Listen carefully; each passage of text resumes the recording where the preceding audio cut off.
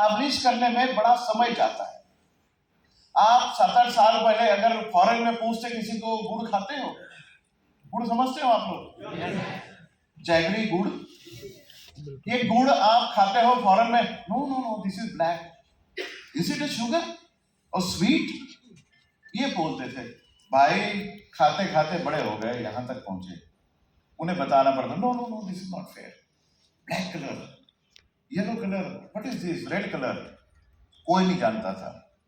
आज की डेट में गुड़ ने 7 साल हमने इतनी मेहनत की है फॉरेन में, भाई उनको शिकंजी पिलाई, शरबत पिलाया, स्वीट्स बना के दिखाया, उनके केक हमने जैगरी से बना के दिखाया, अपना बाजरा ज्वार या फिर ये जो मिलेट्स है इनको हमने जब एस्टैब्लिश किया, आज के डेट में जितना बाजरा ज्वार आप लोग नहीं खाते उतना फॉरेन वाले खाते हैं, और जितनी गुड़ आप नहीं खाते उतना एक्सपोर्ट हो रहा है।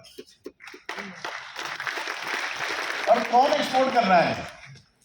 कौन एक्सपोर्ट कर रहा है? किसान एक्सपोर्ट कर रहा है? नहीं, किसान तो तैयार कर रहा है और खुद बेवकूफ बन रहा है। बुरा मत मानना, आप सब किसान हैं, मैं भी किसान का बेटा हूं। अल्प भूधारक मेरे पापा थे, 2.5 एकड़ की जमीन थी, अब पता नहीं कितनी जमीन उनके नाम पे है, ये वही जानते हैं। बट किसान अगर स्मार्ट हो जाए, अपना गुड़ खुद एक्सपोर्ट करने चालू कर दे, अपना बाजरा अगर खुद एक्सपोर्ट करना चालू कर दे, अपना टमाटर खुद एक्सपोर्ट करना चालू कर दे, प्याज अपना खुद एक्सपोर्ट करना चालू कर दे, जो कि आज भारत में हो रहा है। एजुकेटेड बच्चे जो सीख के बाहर आते हैं, नौकरियां ढूंढने के लिए निकल जाते हैं। हर कोई एक ही देखता है, क्योंकि बचपन ही अपना ऐसे है। मैं आपके दिमाग में भाई एग्रीकल्चर का जवाब दे रहा हूं, आप लोग समझने की कोशिश करना। भाई एग्रीकल्चर क्यों, खेती क्यों, इसका जवाब आपके दिमाग में जब तक नहीं आएगा, मैं जो भी बोलूंगा आपके दिमाग में कुछ नहीं आएगा। क्योंकि सब लोगों को शहरों की चकाचौंध दिखती है, गांव की गलियां, नालियां, बहता पानी, या फिर जहां पे कोई डॉक्टर नहीं आता वो प्राइमरी हेल्थ सेंटर, या फिर ऐसी अन्य चीजें, गर्मी, नो कूलर नो एसी, ये सब कुछ आपको दिखता है। बट ये नहीं दिखता कि अगर आप गांव में भी कर सकते हैं। गुजरात, भुज, कच्छ में आप कभी गए हैं?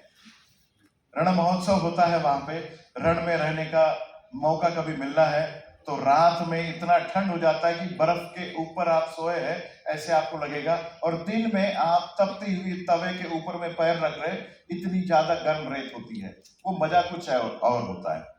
बट कभी आप भुज के किसी गांव में चले जाइए, आपको पता चलेगा कि शहर की चकाचौंध गांव में है। वो जानते हैं हर घर से एक एक्सपोर्टर निकला हुआ है, हर घर से अपनी खेती का मटेरियल बाहर निकालता है, बाहर बेचने की चेष्टा करता है। हर किसान अपने आप को एक एक्सपोर्टर बन सकता है। शर्त एक ही है कि उन्हें क्या चाहिए वो आप उगाने की क्षमता रखनी चाहिए। उन्हें क्या क्वालिटी चाहिए उस हिसाब से आप रखिए। पिछले एक दिनों में, पिछले साल की बात है, 2023 में जापान के पंतप्रधान अपने यहां आए थे। सुना तो होगा ना आप लोगों ने, ध्यान तो रखते होंगे, न्यूज़पेपर तो पढ़ते होंगे। तो जब जापान के पंतप्रधान अपने यहाँ पे आए, उन्होंने देखा, उन्होंने अपने यहाँ पे आम का टेस्ट लिया, अल्फांसो आम का टेस्ट लिया, हापुस जिसे बोलते हैं, जो ज्यादातर महाराष्ट्र एंड कर्नाटका में होता है।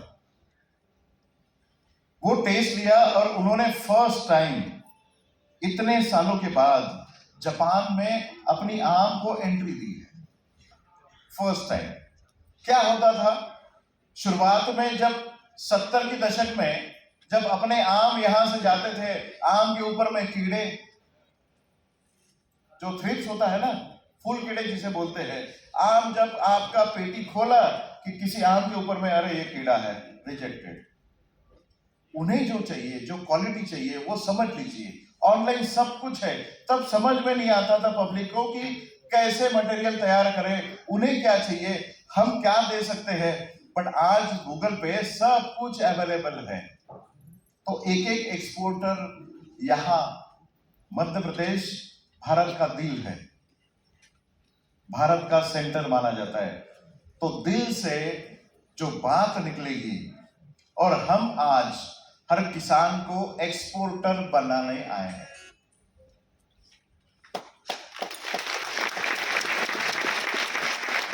अब आप बोलोगे